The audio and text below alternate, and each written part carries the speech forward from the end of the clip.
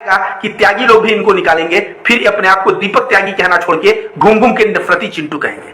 आपको बता दें कि यति नरसिंहानंद सरस्वती और वसीम रिजवी के बारे में नहीं सुना है तो सुन लीजिए। सिया वक्फ बोर्ड का प्रेसिडेंट रहा है और ये वसीम रिजवी कह रहा था कि कुरान में 26 आयतें जो हैं ये आयतें गलत ढंग से हैं, वो आतंकवाद को बढ़ावा देती है, तो खलीफाओं के द्वारा एडिट कर दिया गया है। तो वो बाद में 26 आयतों को हटाकर एक नया कुरान लिखा और कहा कि ये असली कुरान है।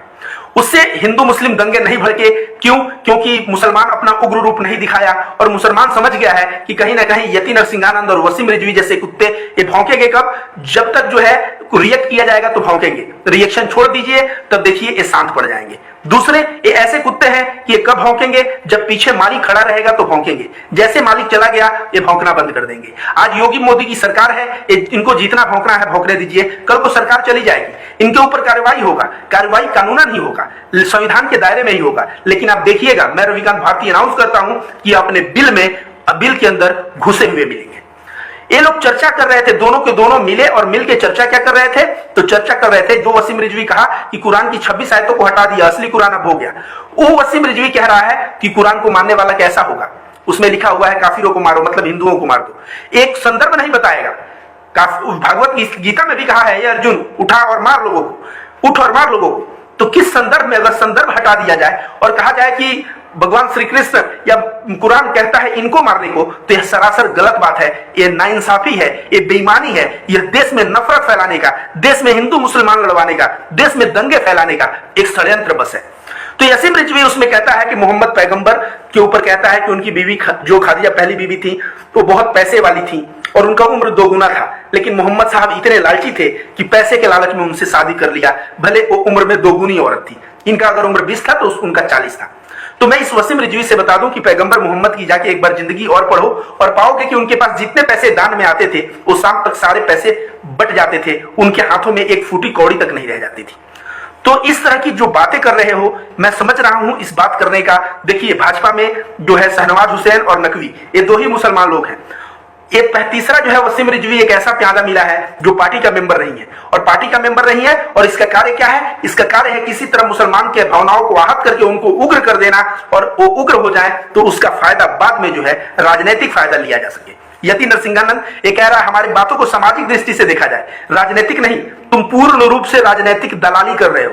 तुम दोनों वसीम रिजवी और यति नरसिंहानंद, तुम ऐसी दलाली कर रहे हो। आज भारतीय जनता पार्टी सत्ता में लाने के लिए तुम लोगों को पता नहीं, और कहा जाए कि सर नीचे करके और पैर ऊपर करके 10 दिन रहो, तो तुम लोग शायद वो भी प्रयास करोगे कि 10 दिन ऐसे रह जाए, और कहते हो कि राजनीतिक बातें नहीं करता।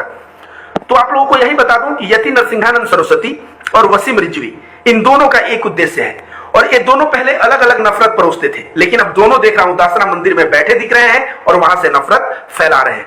लेकिन यह हिंदुस्तान है, यह हिंदुस्तान समझता है, यहाँ के हिंदू मुस्लिम सब समझते हैं। आजकल महंगाई जो कहते हैं ना, धर्म का नाम तब आता है, एक हिंदू धर्म में कहावत है, भूखे भजन न होए गोपाला, लेला अपन कंठी माला। मतलब भोजपुरी में है कि अपना कंठी माला ले लो, भूखे भजन नहीं होगा। मतलब समझने जैसा है दोस्तों।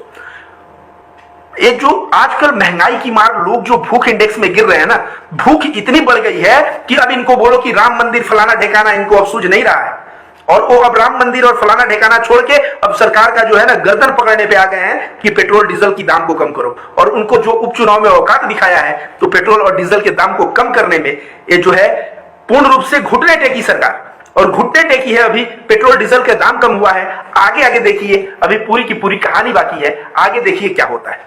वैसे यति नरसिंहानंद महाराज जी बीच में कह रहे हैं, वसीम जी आपको डर नहीं लगता पैगंबर मोहम्मद के बारे में ऐसा बोलते हुए? वसीम जी आपको भी डर नहीं लगता? हम लोगों का हश्र वही होगा एक जैसा कि मार दिया जाएगा। इन गधों को मैं कहूंगा कि अभी तो तुम लोग बैठ के जो बड़ी बड़ी बातें जो कर रहे हो ना, आदमी तुम लोग कह रहे हो हमारे साथ हमारा मौत हो जाएगा। कमलेश तिवारी की हत्या किसने करवाई? योगी आदित्यनाथ की सरकार में हुआ या अखिलेश यादव के सरकार में? अखिलेश यादव के सरकार में कमलेश तिवारी को इतने प्रोटेक्शन दिया गया था कि उसका कोई हिसाब नहीं।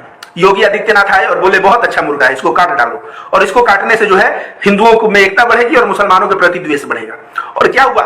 मर्डर हो गया उनका। जब मर्डर हो गया तो सोचे परिवार वाले तो अब जो है हिंदू मुस्लिम होगा, एक गोदी मीडिया के तमाम, रोहित सरदाना जो मारा गया ना, उस वक्त उनके माता जी से कह रहा है, बताइए हिंदू मुस्लिम को अब क्या देखते हैं। उनके माता जी कह रही हैं कि ये सरकार ने मरवाया मेरे बेटे को, योगी आदित्यनाथ ने मरवाया मेरे बेटे को। इन सब की जो है मुंह बंद हो गई। तो यति नरसिंहानंद सरस्वती तो हट गया, आप गिरी हो गए। वसीम रिजवी, कितना दिन तुम लोग ऐसा नफरत फैलाओगे, कितना दिन नफरत बांटोगे? देखो ना, जिसके लिए काम कर रहे हो कमलेश तिवारी का क्या हुआ? कहीं बलि का बकरा तुम्हें ना बना दे, और बलि का बकरा बना के वो लोग एक टेढ़े और बढ़ जाएंगे, क्योंकि उनकी आदत है कभी सेना तो कभी कुछ, तो कभी भी नप सकते हो। इसलिए मरने के बाद सबका एक हश्र होगा।